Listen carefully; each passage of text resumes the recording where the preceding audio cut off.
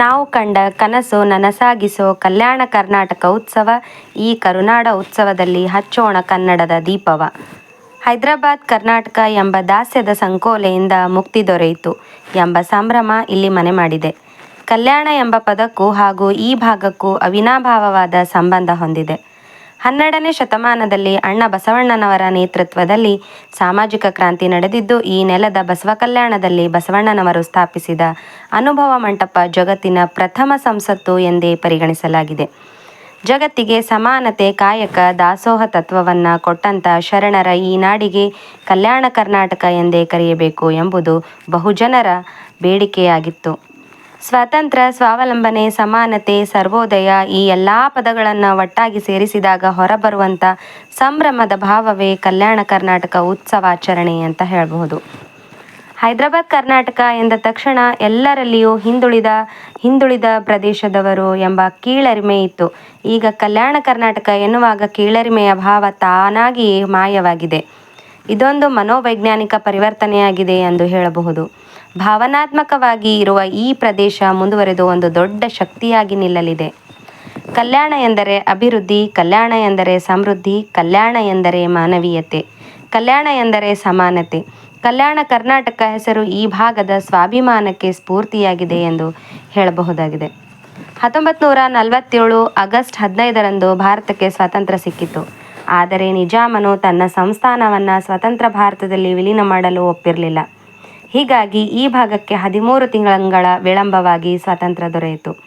ವಿಜಯನಗರ ಸಾಮ್ರಾಜ್ಯದ ಕಾಲದಿಂದಲೂ ಕೂಡ ಈ ಭಾಗ ಕನ್ನಡಿಗರ ಸಾರ್ವಭೌಮತ್ವಕ್ಕೆ ಸಾಕ್ಷಿಯಾಗಿದೆ.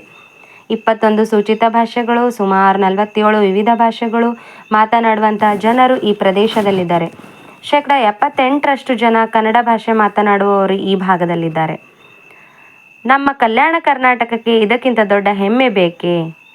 ಕರ್ನಾಟಕದ ಏಕೀಕರಣ ನಂತರವೂ ಭಾಷೆ, ಭಾವನೆ ಹಾಗೂ ವ್ಯಾವಹಾರಿಕವಾಗಿ ಈ ಭಾಗ ಅಷ್ಟೊಂದು ಗಟ್ಟಿಗೊಂಡಿರಲಿಲ್ಲ. ಮೇಲಾಗಿ ಹೈದರಾಬಾದ್ ಎಂಬ ಹೆಸರಿನಲ್ಲಿ ನಿಜಾಮರ ದರ್ಪ ಅಡಗಿದೆ ಎಂಬ ಭಾವವಿತ್ತು. ಇದು ಕನ್ನಡಿಗರ ಸಂಸ್ಕೃತಿ ಅಲ್ಲ ಎಂಬುದು ನಾಡಿನ ಹಲವು ಜನ ಮಹನೀಯರ ಮಹದಾಸೆಯಾಗಿತ್ತು. ಹೀಗಾಗಿ ಹೈದರಾಬಾದ್ ಪದದ ವಿಮೋಚನೆಗಾಗಿ ದಶಕಗಳ ಹೋರಾಟವೇ ನಡೆಸಬೇಕಾಯಿತು.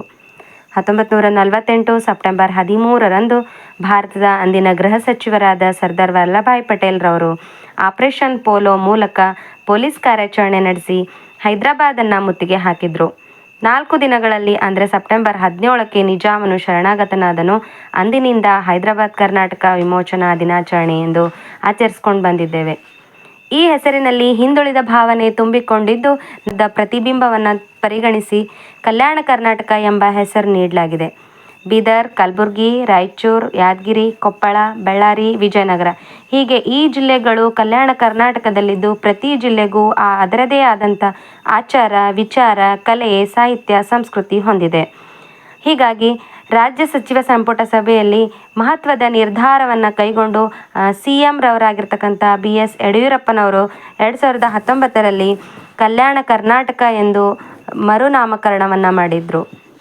ಸುಮಾರು 40-45 ವರ್ಷಗಳ ಹೋರಾಟದ ಪ್ರತಿಫಲವಾಗಿ ಜನವರಿ 1ರಂದು 2013 ಅಂದಿನ ರಾಷ್ಟ್ರಪತಿಯಾಗಿರ್ತಕ್ಕಂಥ ಪ್ರಣವ್ ಮುಖರ್ಜಿಯವರ ಅಂಕಿತದೊಂದಿಗೆ ಕಲ್ಯಾಣ ಕರ್ನಾಟಕ ಭಾಗಕ್ಕೆ ವಿಶೇಷ ಸ್ಥಾನಮಾನವನ್ನು ನೀಡಲಾಯಿತು. ಶಿಕ್ಷಣ ಕ್ಷೇತ್ರಕ್ಕೆ ವಿಶೇಷ ಪ್ರವೇಶ ಪರೀಕ್ಷೆಗಳಲ್ಲಿ 70% ಮೀಸಲಾತಿ, ಉದ್ಯೋಗ ಕ್ಷೇತ್ರದಲ್ಲಿ 70-80% ಮೀಸಲಾತಿ, ಹುದ್ದೆಗಳ ಮೀಸಲಾತಿ ನೀಡಲಾಗಿದೆ. ಈ ಎಲ್ಲ ವಿಶೇಷ ಸ್ಥಾನಮಾನಗಳನ್ನು ಹೊಂದಿದ ನಾವು ಹೇಗೆ ಹಿಂದುಳಿಯಲು ಸಾಧ್ಯ?